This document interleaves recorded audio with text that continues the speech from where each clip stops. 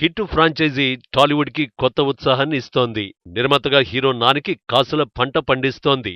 ఇంకొందరు వర్ధమాన హీరోలు నిర్మాతలుగా మారడానికి స్ఫూర్తినిస్తోంది hit franchise. Hit first case తొలి భాగంగా రిలీజ్ అయి సూపర్ డూపర్ హిట్ అయిన సంగతి తెలిసిందే.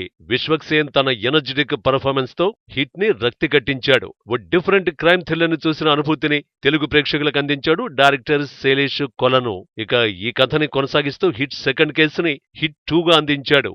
అడవి శేషు మరోసారి హీరోగా తన సత్తాని చాటాడు.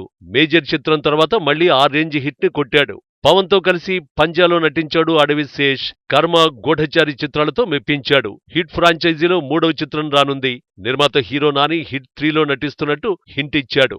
అయితే మరో సర్ప్రైజింగ్ న్యూస్ లీక్ అయింది. హిట్ థర్డ్ కేసులో ఏకంగా 3 హీరోలు నటిస్తున్నారు. విశ్వక్సేన్, అడవి శేష్, నాని ఈ 3 కలిసి నటిస్తున్నారనే టాక్ వైరల్ అవుతోంది. ఇదొక మల్టీ స్టారర్ గా విజయాన్ని అందుకునే అవకాశం ఉంది. అంతేకాదు హిట్ ఫ్రాంచైజీని 7 సినిమాలుగా రూపొందించాలని ఉందంటూ అందరినీ ఆశ్చర్యపరిచాడు డైరెక్టర్ శైలేష్ కొలను.